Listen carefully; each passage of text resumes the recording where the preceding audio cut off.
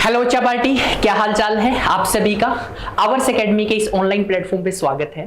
तो आज से भाई फिजिक्स की आप एक नई सीरीज लेके आए हैं और इस सीरीज के अंदर मैं आप लोगों को जो PYQ है, इंपॉर्टेंट क्वेश्चन है, वो टॉपिक वाइज कवर करवाने वाला हूं। आज की क्लास का जो टॉपिक रहेगा that is light, reflection and refraction. तो बहुत सारे बच्चों के कमेंट आए थे कि सर आप हमें क्वेश्चन से की प्रैक्टिस करवाइए, थ्योरी हम लोगों ने कर ली। तो आप लोगों की जो डिमांड है भाई, उसी के अकॉर्डिंग हम ये सीरीज स्टार्ट कर रहे हैं। ओके तो क्लास की स्टार्टिंग करते हैं। उससे पहले अगर आप लोगों ने आवर्स एकेडमी के इस चैनल को अभी तक सब्सक्राइब नहीं किया है, सब्सक्राइब कर दो, बेल आइकन प्रेस कर दो, ताकि जो भी वीडियोस की क्लासेस की नोटिफिकेशन है वो आप लोगों को मिलती रहे टाइम के अकॉर्डिंग। तो स्टार्टिंग करते हैं भाई। सबसे पहले जो चैप्टर है that is light, reflection and refraction. अब सुन लो यार एक चीज, अब ये क्लास स्टार्ट करने से पहले मैं आप लोगों को एक चीज बता देता हूँ भाई। जैसे ही आपके सामने क्वेश्चन आएगा, जैसे फॉर एग्जांपल ये क्वेश्चन आ गया, इस क्वेश्चन को आप लोगों को रीड आउट करना है।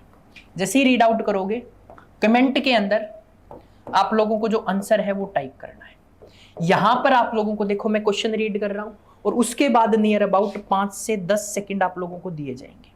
ठीक है, ये क्वेश्चन के अकॉर्डिंग होगा। क्वेश्चन 2 से 3 सेकंड के अंदर भी हो सकता है, क्वेश्चन 10 सेकंड के अंदर भी हो सकता है। वो किसके ऊपर डिपेंड करता है, क्वेश्चन कैसा है। क्लियर है? तो स्टार्टिंग करते हैं। देखो जो क्वेश्चन नंबर फर्स्ट आता है अपने पास दैट इज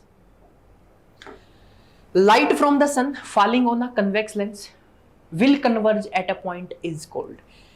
आंसर बताइए जल्दी से। लाइट कहां से फॉल कर रही है? कन्वेक्स लेंस से। कहां से? कन्वेक्स लेंस के ऊपर लाइट फॉल कर रही है। तो कन्वेक्स लेंस क्या करेगा भाई? ठीक है, जल्दी बताओ मेरे को क्या आएगा आंसर। तो कन्वेक्स लेंस उसको कहां कन्वर्ज करने वाला है? फोकस के ऊपर। B is the correct answer. Convex lens उसको कहां फोकस करेगा? जो लाइट उसके ऊपर फॉल कर रही है वो कन्वर्ज करेगा फोकस के ऊपर, और उस पॉइंट का नाम क्या है? फोकस है। तो बहुत सारे बच्चों का ये ठीक होगा। आगे चलते हैं, नेक्स्ट देखिएगा। What is the main reason behind the advance sunrise and delay sunset? ठीक है, तो इसका आंसर जल्दी से मेरे को बताइए क्या है। ये बहुत आसान क्वेश्चन है। What is the main reason behind the advance sunrise and delay sunset? बताइए भाई जल्दी से। तो इसका ऑप्शन क्या रहेगा? That is refraction. क्या रहेगा? रिफ्रैक्शन। नेक्स्ट क्वेश्चन देखते हैं। When a red light passes through a prism it will. देखो अब इससे रिलेटेड जो कंसेप्ट है वो सीख लो सबसे पहले। जब भी जो व्हाइट लाइट होती है, जब भी प्रिज्म से क्या करती है? पास करती है, तो वो 7 कलर के अंदर स्प्लिट हो जाती है। कितने कलर के अंदर स्प्लिट हो जाती है? 7 कलर के अंदर। ठीक है, अब इससे रिलेटेड जो जो क्वेश्चन पूछे गए हैं वो मैं सारे बता रहा हूं आप लोगों को। प्रिज्म से व्हाइट लाइट पास करी तो क्या होगा? कि 7 कलर के अंदर ऐसे करके स्प्लिट कर जाएगी। अब ये 7 कलर क्या बनते हैं? विबग्योर। ठीक है, क्या बनते हैं? विबग्योर। अब देखो अगर मैं वापिस से एक इन्वर्टेड प्रिज्म इस तरह से लगा देता हूं और ये लाइट इसके ऊपर फॉल कराते हैं, तो ये वापिस से क्या होगा? अपने को यहाँ पर जो लाइट मिलेगी दैट इज व्हाइट लाइट, और इस प्रोसेस को क्या बोलते हैं? एक्रोमेटिज्म।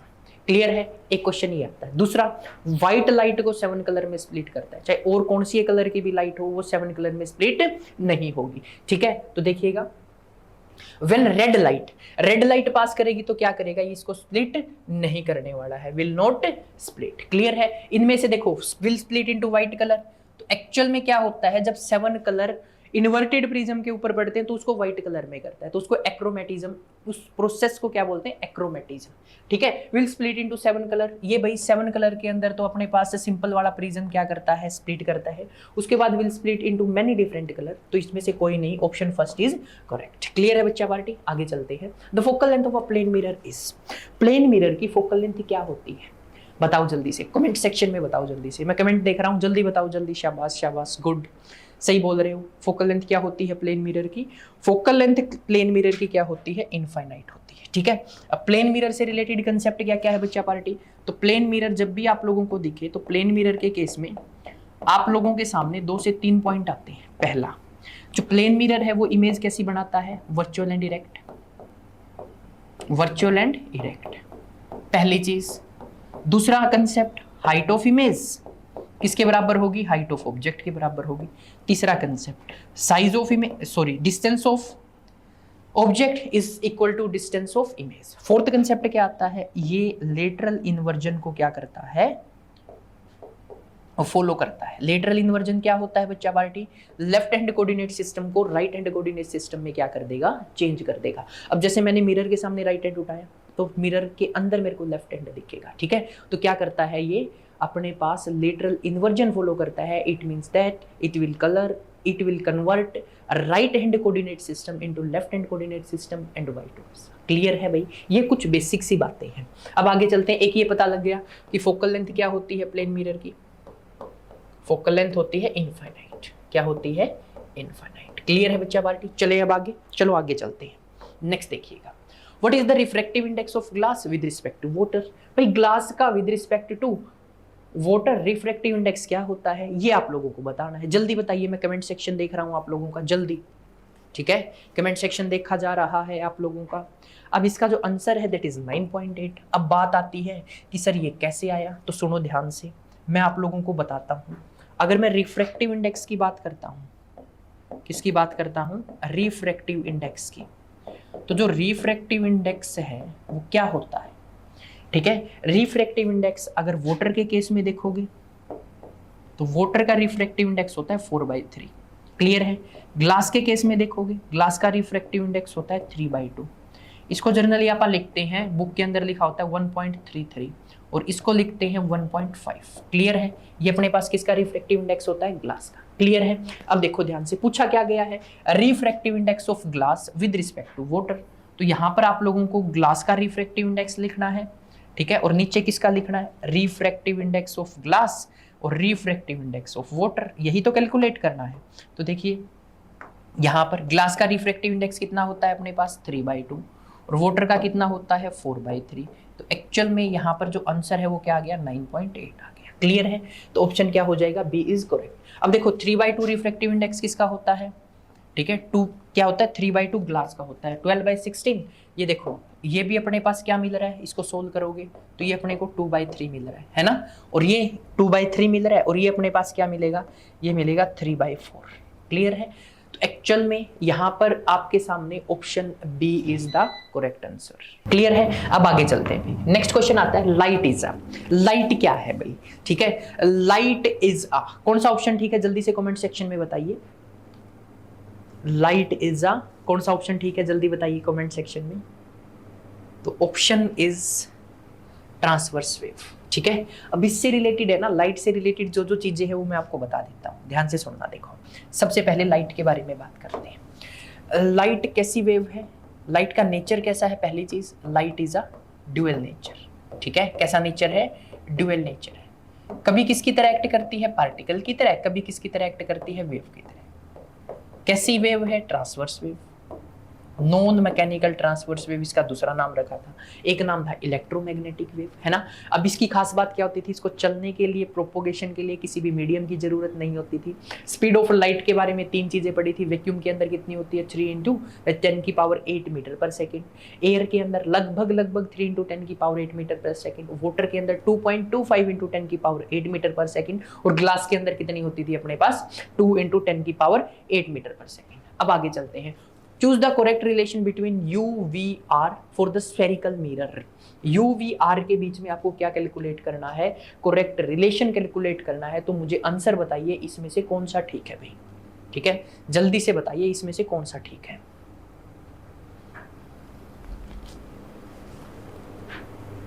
देखो भाई, मैं सोल्व करके बता देता हूं आप लोगों को क्या क्या रिलेशन पूछे जाते हैं। सबसे पहले देखो, अपने पास इक्वेशन क्या होती है? 1/v + 1/u = 1/f होती है।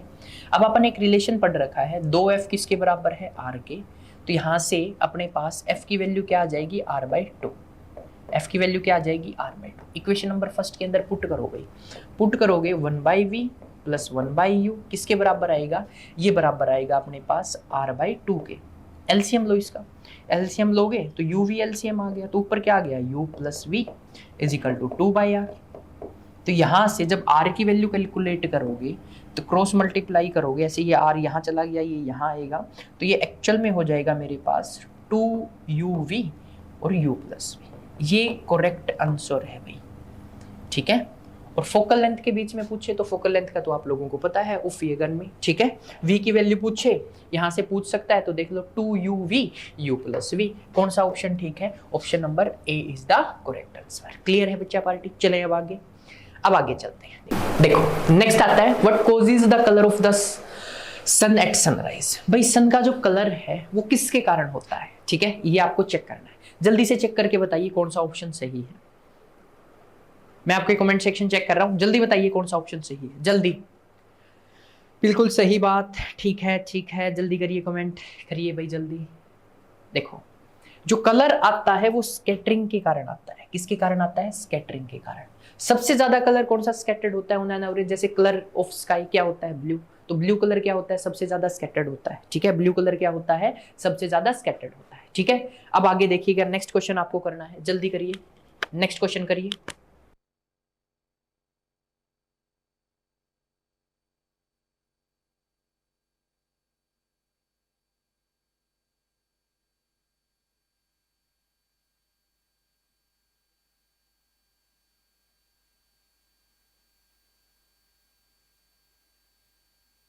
बताओ जल्दी क्या आ रहा है कमेंट सेक्शन में।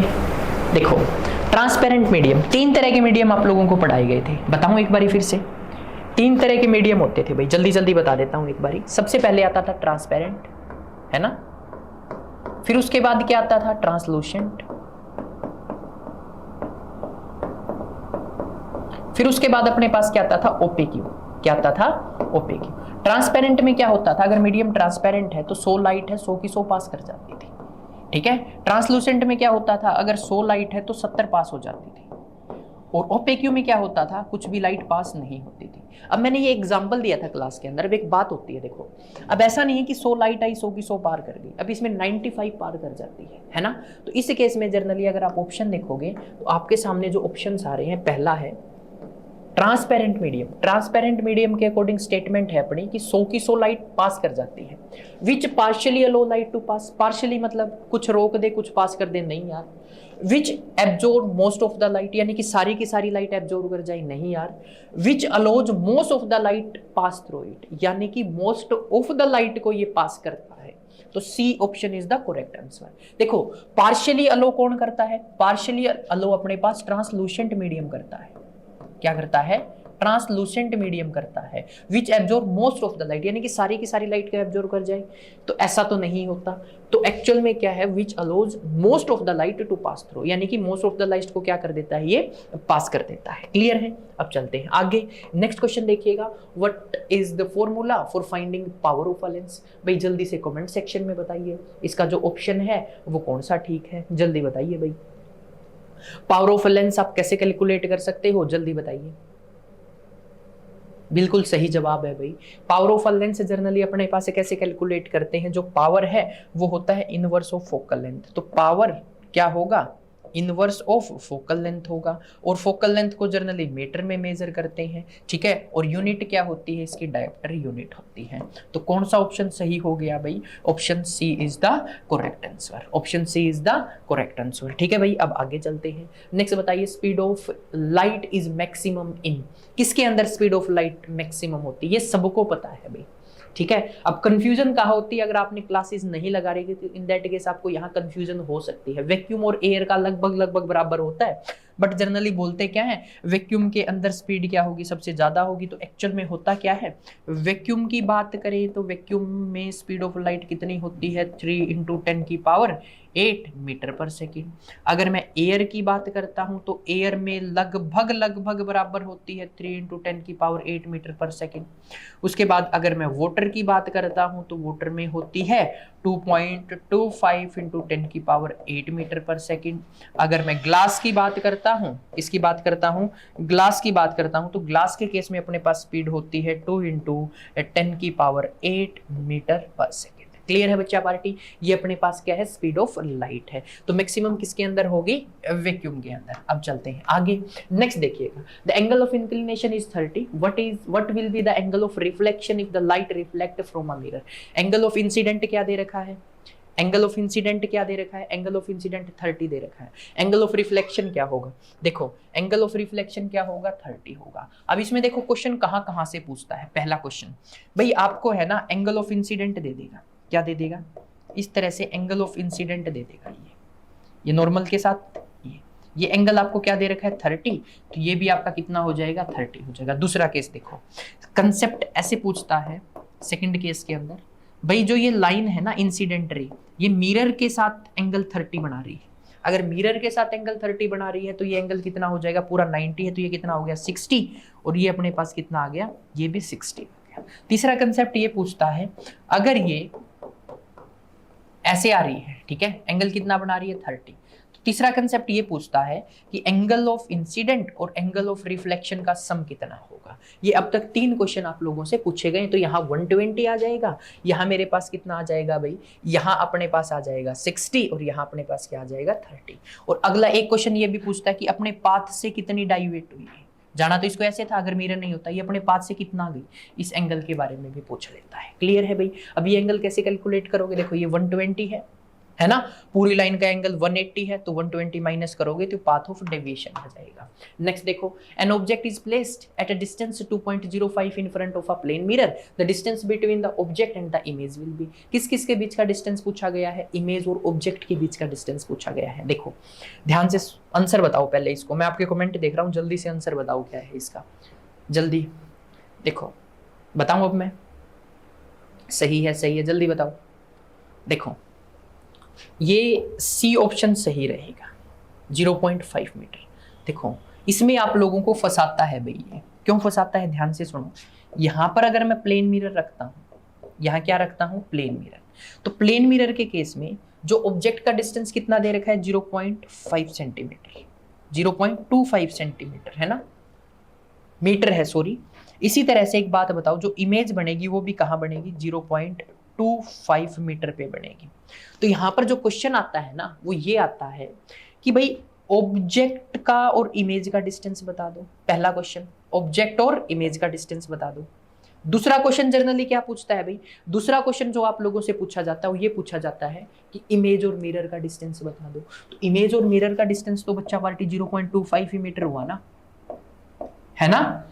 तीसरा क्वेश्चन क्या पूछता है, इमेज या ऑब्जेक्ट, दोनों में से एक दे देगा। इमेज और मिरर का डिस्टेंस पूछे तो ये हो गया, इमेज और मिरर का डिस्टेंस पूछे तो भी ये हो गया। ये 3 तरह की स्टेटमेंट अभी तक इस क्वेश्चन के अंदर देखने को मिली है। ये 3 तरह की स्टेटमेंट पेपर के अंदर आप लोगों को देखने को मिलेगी।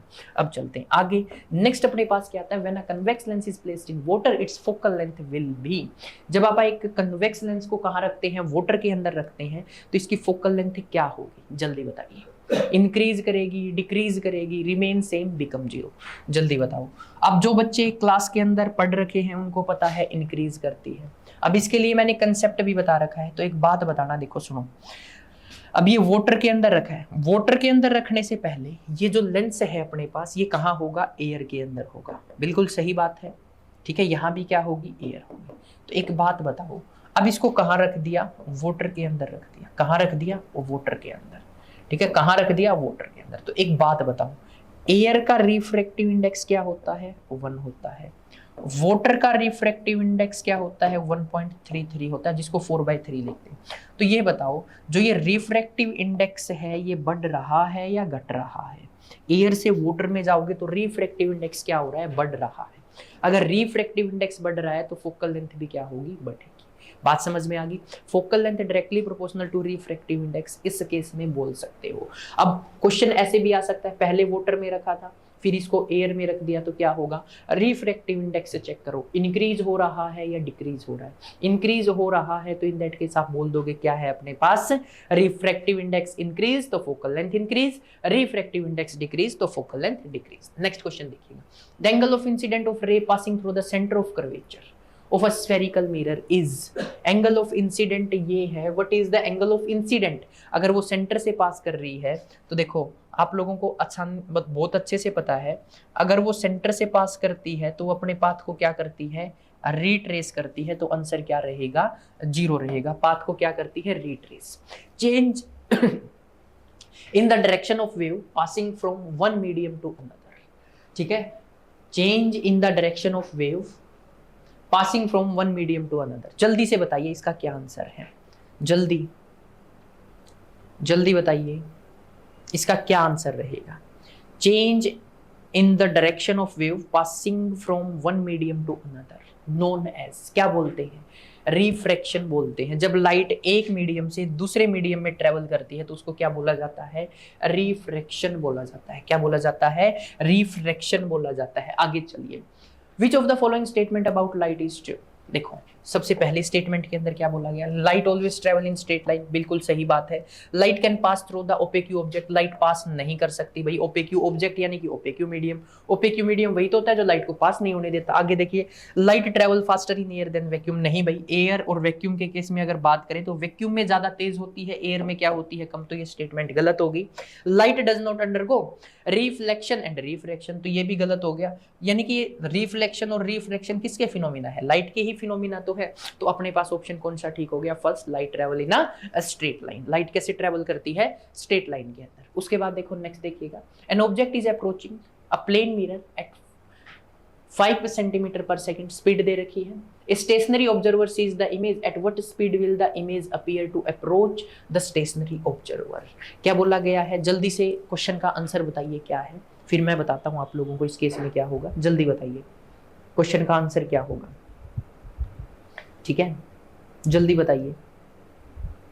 देखो अब इस केस में अपने पास क्या है, स्टेशनरी ऑब्जर्वर है। कैसा ऑब्जर्वर है, स्टेशनरी ऑब्जर्वर। तो दो तरह के क्वेश्चन बनते हैं। अगर स्टेशनरी ऑब्जर्वर ना होता तो देखो ये मिरर है ना, स्टेशनरी ऑब्जर्वर है, इसको ऑब्जर्व कर रहा है, तो जिस स्पीड पे वो जा रही है उसी पे आती हुई दिखाई देगी, मतलब 5 सेंटीमीटर पर सेकंड। अगर ये स्टेशनरी ऑब्जर्वर ना होता तो इस केस में आंसर क्या आता, 10 आता, यानी कि डबल हो जाती। रिलेटिव वेलोसिटी का कंसेप्ट लगता है, किसका कंसेप्ट लगता है, रिलेटिव वेलोसिटी का। आगे चलिए, the following type of image is formed when a pencil is placed at a distance 30 centimetre from a convex lens having a focal length 15 centimetre. Lens दे रखा है, फॉर्मूला लगाओगे आंसर आएगा। मैं आपको आंसर बता देता हूँ, रियल एंड इन्वर्टेड आएगा भाई, ठीक है। नेगेटिव आएगा, नेगेटिव जनरली किसको रिप्रेजेंट करता है, रियल एंड इन्वर्टेड को।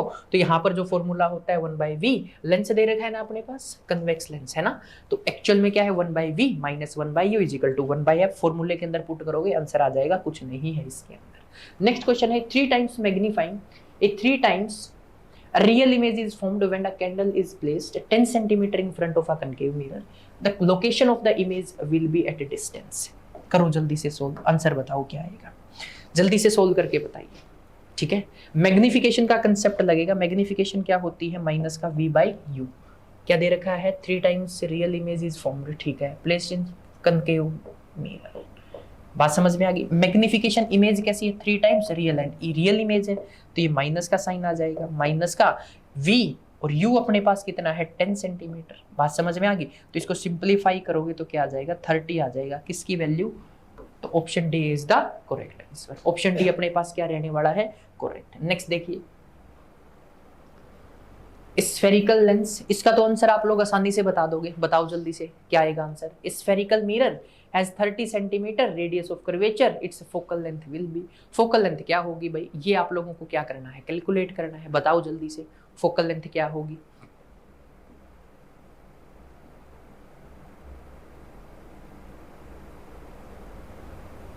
बिल्कुल सही बात है भाई।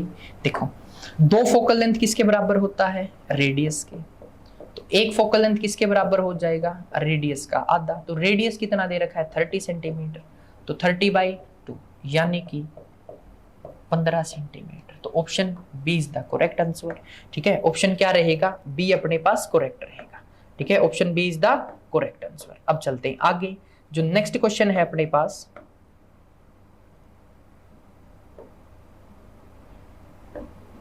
नेक्स्ट क्वेश्चन देखिएगा, the stars appear higher in the sky than they actually are due to, किसके कारण होता है भाई, ये अपने पास किसके कारण होता है, रिफ्रैक्शन के कारण होता है। किसके कारण होता है, रिफ्रैक्शन के कारण होता है, ये बहुत बार मैं बता भी चुका हूँ, ठीक है भाई। अब नेक्स्ट क्वेश्चन, जनरली आज की क्लास के अंदर थैंक यू, आज इतने ही क्वेश्चंस करेंगे, अगली क्लास के अंदर आगे क्वेश्चन से करने वाले हैं। तब तक के लिए जय हिंद, जय भारत, जय हरियाणा।